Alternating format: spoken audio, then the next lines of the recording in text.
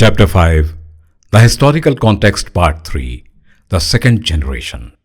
When Umar ibn al-Khattab was the head of the Muslim state, his policy was to make the companions of the Prophet, both the Muhajirun and the Ansar, reside in Medina. They were only allowed to go outside the city if it was necessary for them to travel, to go on an expedition or educational assignment, to take up an administrative or judicial post, or to undertake some other special task. When they had completed their tasks or tours of duty, they had to return to Medina, the nerve center of the Muslim state and the seat of the Khilafah, to take up permanent residence. In their capacity as bearers of the message of Islam and the first line of support for the Khalifa, they had to remain close to him, to assist him in various tasks and to participate fully in all the affairs of the Ummah. When Uthman succeeded Umar, he did not see any problem in allowing the companions to leave Medina and reside permanently wherever they liked in the Muslim lands.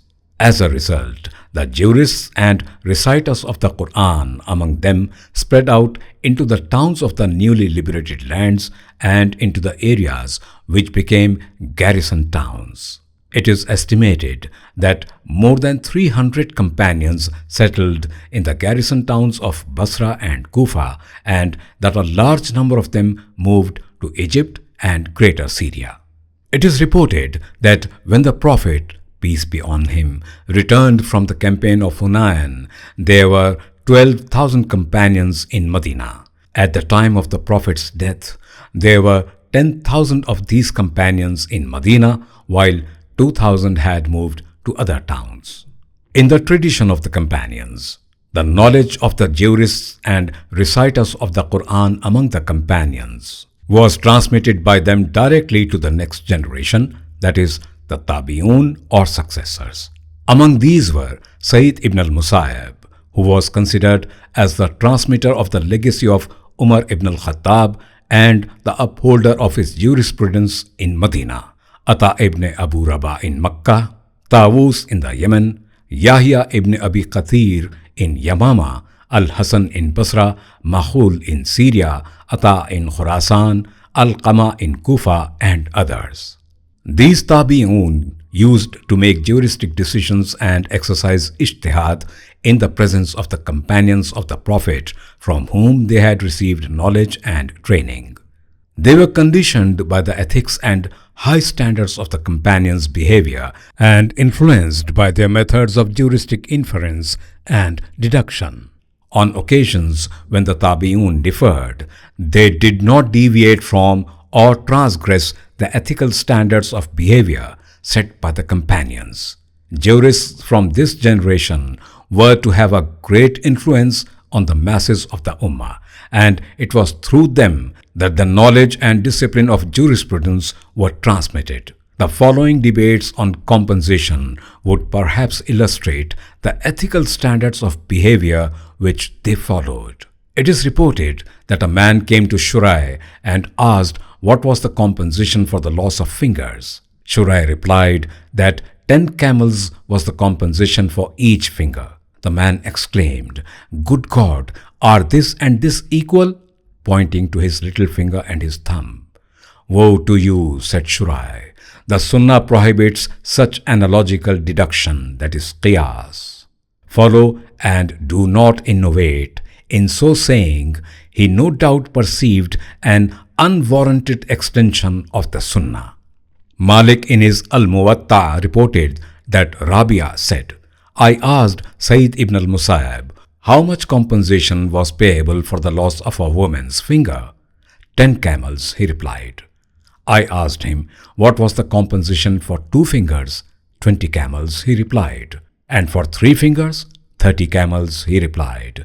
And for 4 fingers, 20 camels, he replied.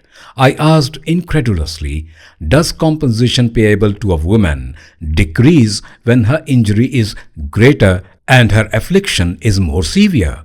Here Sayyid asked, are you an Iraqi? Rabia replied, rather think of me as a jurist well grounded in knowledge or as an ignorant person who desires to be better instructed. Saeed replied, "Son of my brother, this is the Sunnah."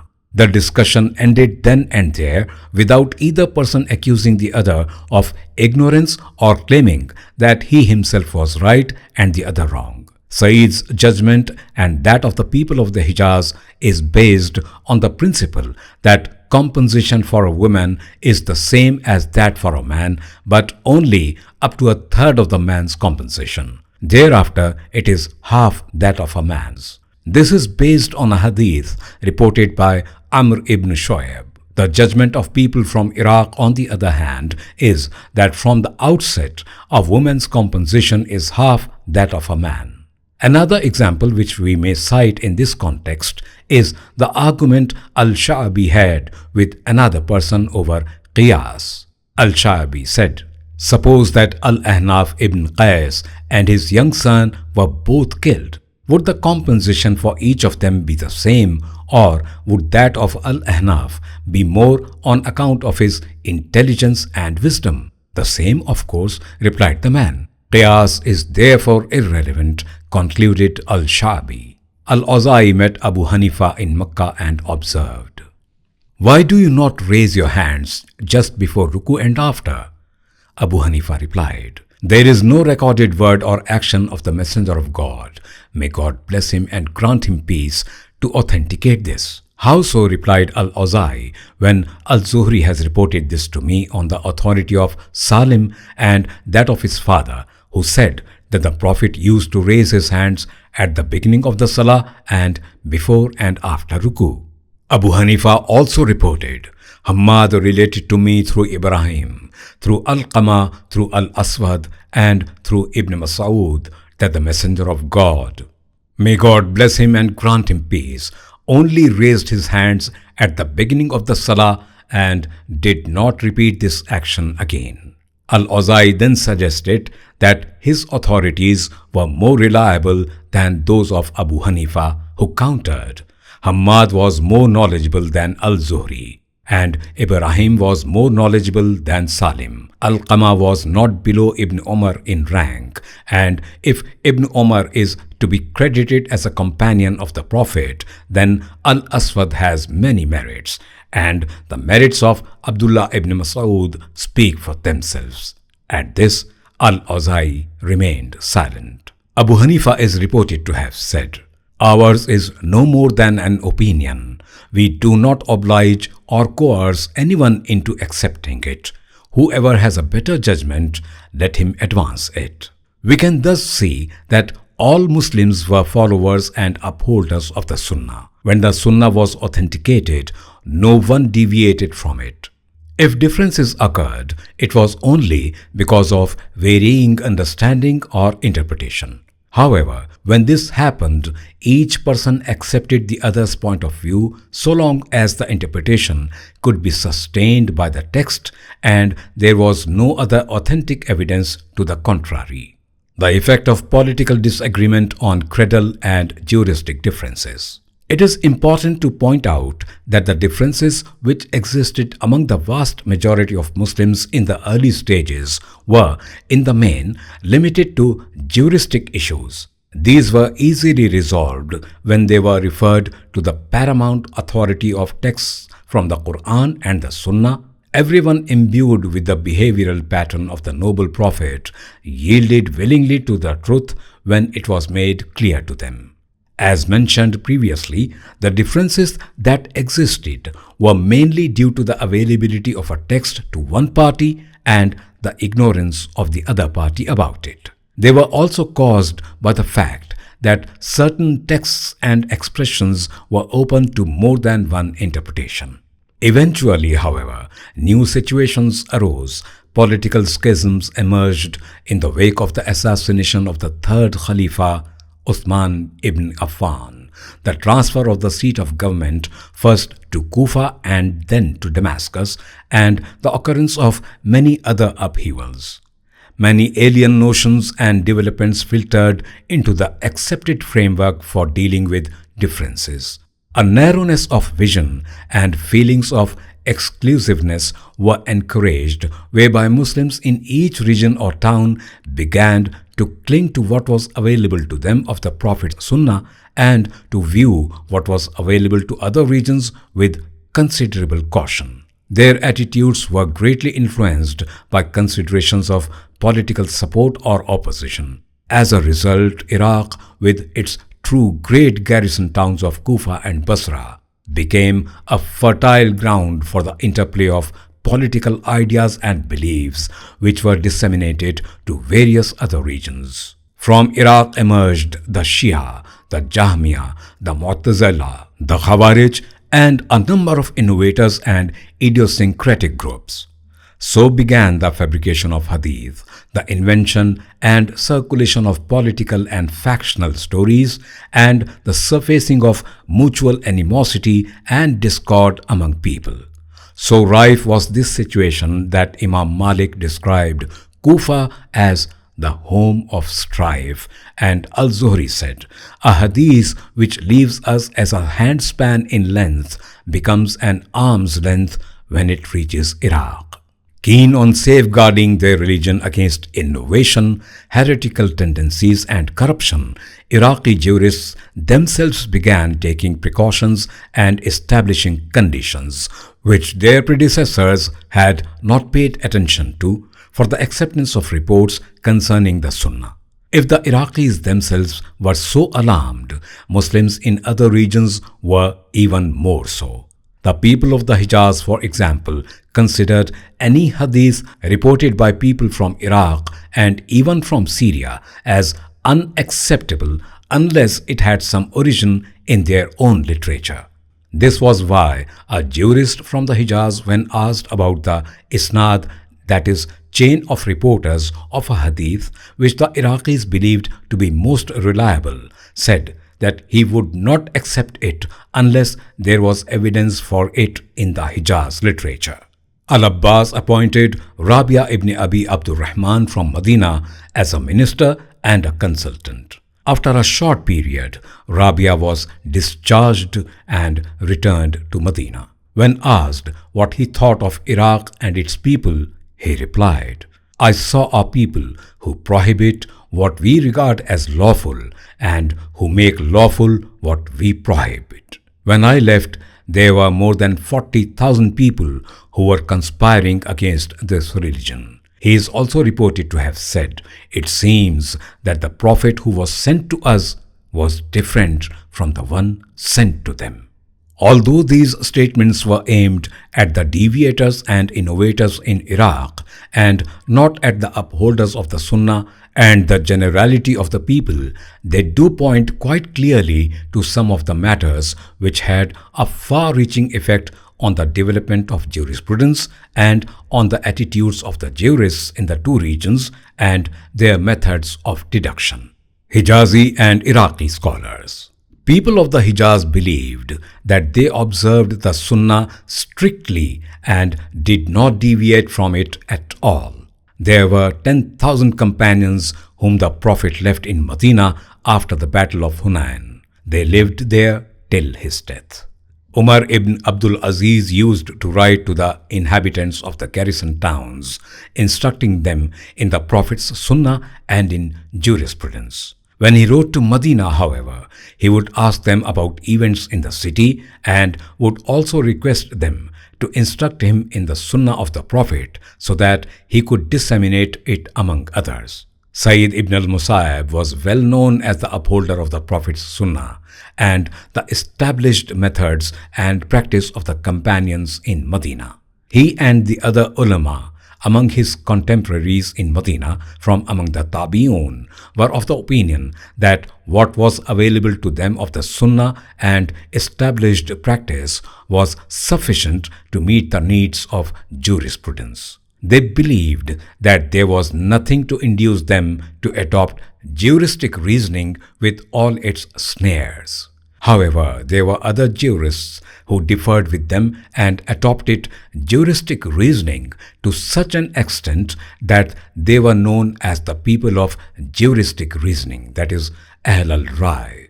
One such person was Rabia ibn Abi Abdurrahman, the teacher of Malik, who became known as Rabia, the master of reasoning, Rabia al-Rai.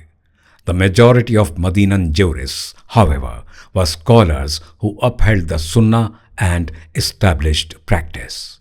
Iraqi scholars, on the other hand, like Ibrahim al-Nakhai and his colleagues, believed that their share of the Sunnah was not negligible. There lived among them more than 300 highly knowledgeable companions, many of whom were jurists. At their forefront was Abdullah ibn Mas'ud, who was among the companions who had the best understanding of the Quran. Ali ibn Abi Talib also lived among them during the period of his Khilafah. Other prominent companions there were Abu Musa al-Ashari and Ammar ibn Yasir.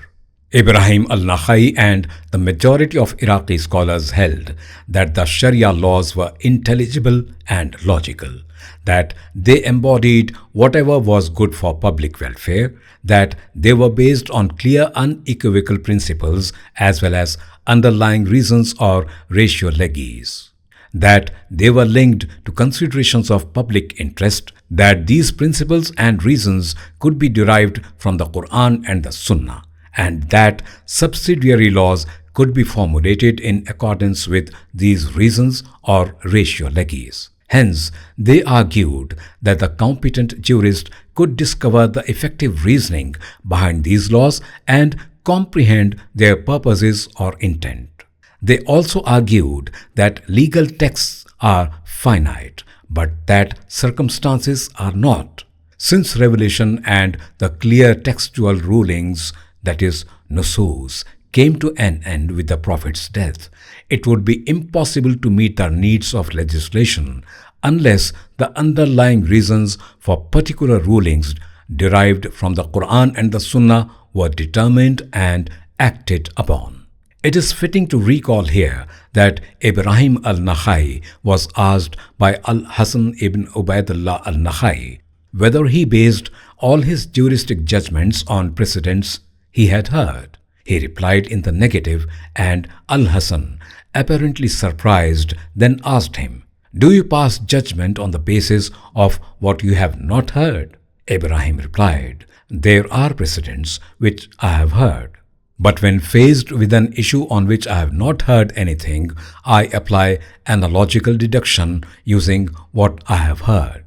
This, in fact, was a feature of the Iraqi school of jurisprudence. They would rely on reason in the absence of a precedent from the companions of the Prophet. On the other hand, Sayyid ibn al-Musayyab, together with other scholars from Medina, did not pay much attention to the reasons behind any law in making rulings except when indicated by a particular text or precedent. He felt he was in a position to do so inasmuch as he said, "There is no judgment passed by the Prophet, may God bless him and grant him peace, or by Abu Bakr, Umar, Uthman or Ali that I do not know of." Furthermore, the society in Medina did not experience the changes nor was it beset by the upheavals that occurred in Iraq. This is why when many a scholar from Medina was consulted about a particular issue, he would reply if he had a precedent or tradition to follow. If not, he would decline to give an answer. Masruq was asked about a certain issue and answered, "I do not know." He was then asked to apply analogy to reach a judgment, and he said, "I am afraid that I may slip." The fear which the people of Medina had of applying independent reasoning on issues on which no precedent or tradition was available can be clearly seen in the statement of Ibn Wahab. He reported that Malik said, "The Prophet, may God bless him and grant him peace, was both the leader, that is, Imam of the Muslims, and the most learned person of all. Nonetheless, if he was asked about something he was not sure of, he would not reply until the answer was revealed to him by God. If the messenger of the Lord and sustainer of the worlds only replied on the basis of revelation, how supremely insolent or dangerously risky it is for someone to reply on the basis of independent reasoning, analogy, blind imitation of an allegedly good person, custom, convention, politics, tact, visionary experience, dreams, preference, or conjecture. We seek help from God, and in Him we trust. Although the controversy between the two schools of thought was intense and criticism vigorously exchanged, neither side forsook the ethics and proper standards of behavior in their disagreement, as was clearly seen in the conduct of debates we have described and in many others which the scholars from both schools engaged in. None of them crossed the limits of proper behavior by making pronouncements of unbelief and immorality or accusations of sinful innovation or downright exclusion from the fold of Islam. Ibn Abi Shabrama related that he and Abu Hanifa visited his friend Jafar ibn Muhammad ibn al-Hanafiya.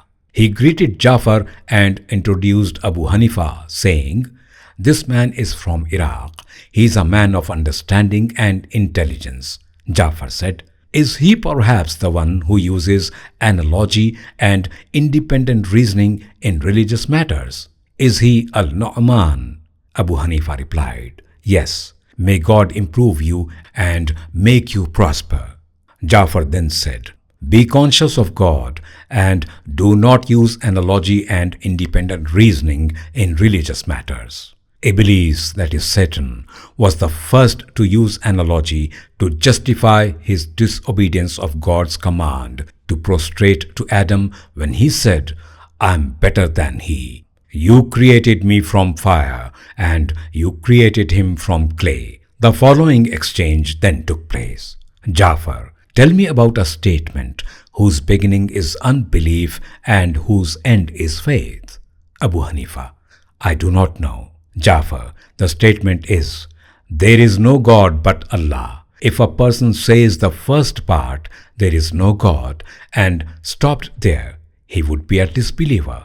Now, woe to you! Which is more heinous in the sight of God, murder which God has forbidden, or adultery? Abu Hanifa, murder, of course. But Jafar said, God requires 2 witnesses to prove the crime of murder, but would only accept 4 to prove adultery. So, how can you apply analogy here? He then asked, which is greater, fasting or prayer? Abu Hanifa, prayer, of course. Jafar, how is it then that a woman must make up for the days of fasting she misses during menstruation, but does not have to make up for the salah she misses? Fear Allah, O servant of God, and do not use analogy. We will all one day, you and I, stand before God.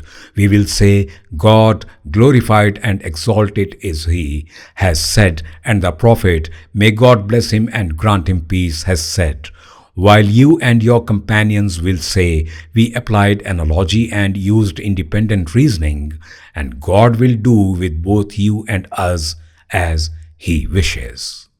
The questions raised by Imam Jafar were not too difficult for someone like Abu Hanifa to answer, but he chose to remain silent and not to argue out of respect for and in consideration of the proper manner in treating a descendant of the Prophet's household as Jafar was. These exchanges and debates show that the sublime ethics and norms of behavior set by the noble Prophet greatly influenced those who were involved.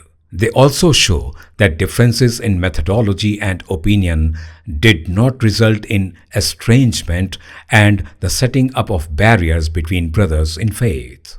The coarse harshness which historians associate with this period was in the main connected with groups of scholastic theologians who extended their differences to matters of belief.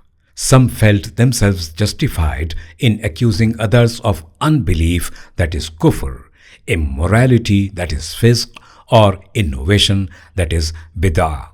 However, even among these groups, history will not fail to find some norms of proper behavior to record.